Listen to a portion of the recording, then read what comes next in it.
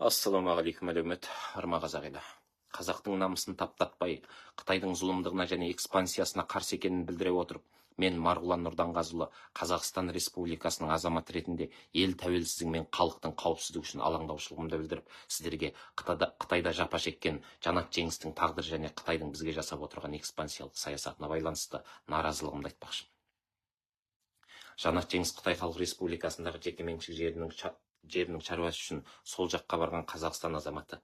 Бірақ ол кісі сол жерде адам шошырлық қылмыстың құрбаны болды.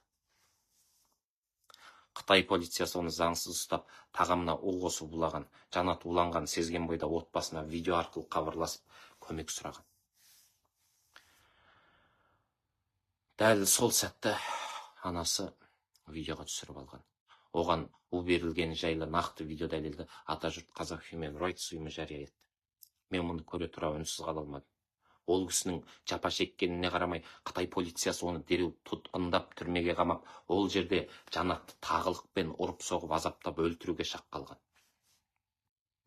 Ертесі күні ғана халықаралық адам құқықтарын қорғау ұйымының қысымынан тіксінген Қытай билігі оны амалсыз Қазақстанға қайтарған. Қазақстанға оралған соңда қорқытулар тоқтамаған. Ол кісі шекарадан өте сала Назайсан қаласында алдынан қазақстандық қытайшылдар шығып, қоқан-лоққы көрсеткен. Бұл не сұмдық ағай? Қазақтың азаматын жат жерде азаптап қинау бұлап, енді елге келгеннен кейін де ауыз аштырмау, бұл ашық геноцид, ашық саяси қысым. Менің Қазақстан билігіне наразылық үндеуім, талабым келесідей. Қытай билігінен ресми түрде жауап талап етіп, Жанат Жеңіске жасалған қылмысты ашық тергеуді және кінәлілерді жазалауды сұраймын. Қазақстан Республикасының сыртқы істер министрлігі бұл мәселені халықаралық деңгейде көтеруі тиіс. Қазақстан азаматтарының қауіпсіздігі мен құқығы мемлекеттің басты міндеті екенін ұмытпасын. Қытайдың Қазақстанға бағытталған экспансиялық саясатына қарсымын.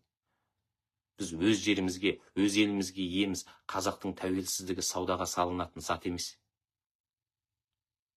Және тағы бір айта кететін, Қытаймен визасы режимге қарсымын. Бұл ұлттық қауіпсіздігімізге төнген қатер, үлкен қатер. Қазақ жеріне табғаштың толқын лап берсе, ертең ұрпақтың тағдыры не болмақ? Қазақстанда қытайшыл агенттердің, Қытай мүддесін қорғайтын күштердің әрекеттерін тергеу керек. Қазақ жерінде отырып, қандастарымызға қысым көрсеткендерді кім екенін анықтау қажет. Уай, елім, жұртым деген бауырлар, намысты болайық. Бүгін біз үнсіз қалсақ, ертең әрқайсымыздың басымызға осындай қауіп төнеді. Біз Қытайдың езгісіне қарсы тұруымыз керек. Жанат Жеңіске әділдік талап етем.